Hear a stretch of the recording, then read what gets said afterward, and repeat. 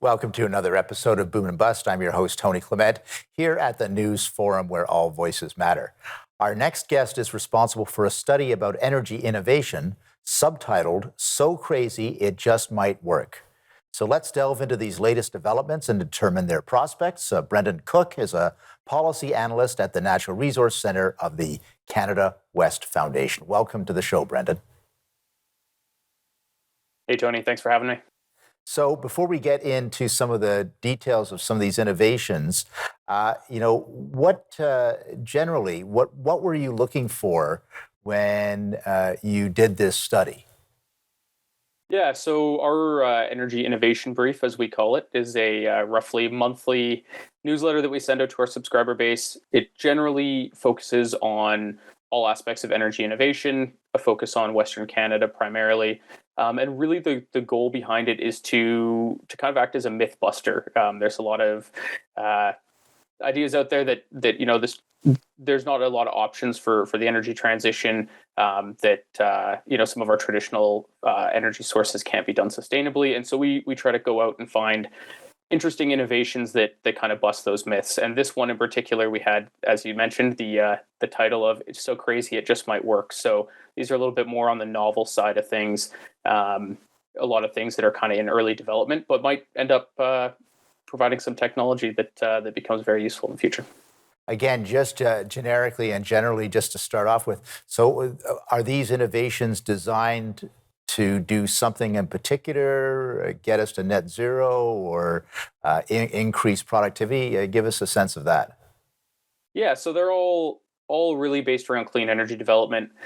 So I'd say, yeah, in a broad prospect, the broad.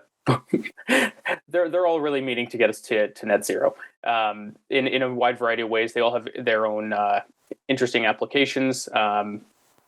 Yeah. I guess as we go through them, you'll see. All right. Well, let's not lead our audience on any further. Let's get into some of these innovations. Can you describe some of the more hopeful innovations for our audience? Yeah, for sure. So I guess maybe I'll start off with one around geothermal.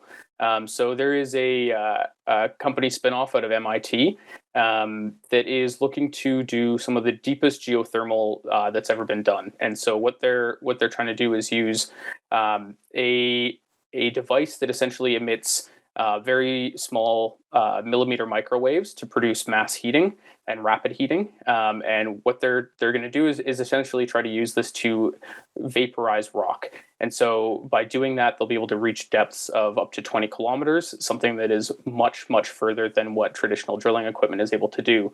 And by doing that, they really open up the possibility for geothermal to be used anywhere in the world. So geothermal traditionally is very location dependent. If you don't have a hot geology, you're not going to be able to produce electricity from geothermal.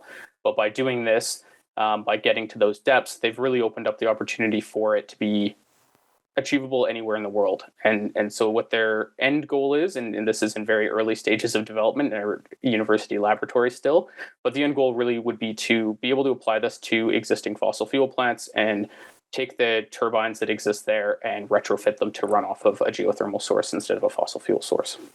So just so I understand, so their technology is designed to drill through rock or to vaporize rock? How does that work exactly? Yeah, to essentially drill through rock by vaporizing rock. So yeah, they will use these microwaves to superheat the rock, vaporize it, and be able to bore holes at depths that are previously unreachable. And is there any byproduct that is concerning or scary about this? Not that I found in my research.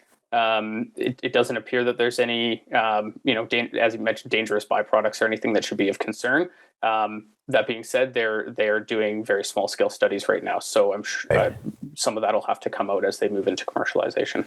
Right, and so they're at the stage of pre-commercialization, still working out some of the details. That's right. Yeah, university laboratory still at this point.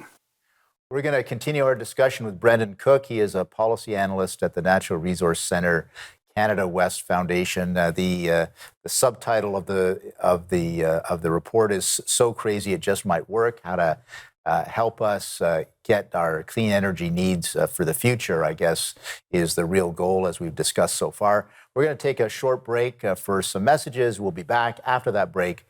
Please stay with us.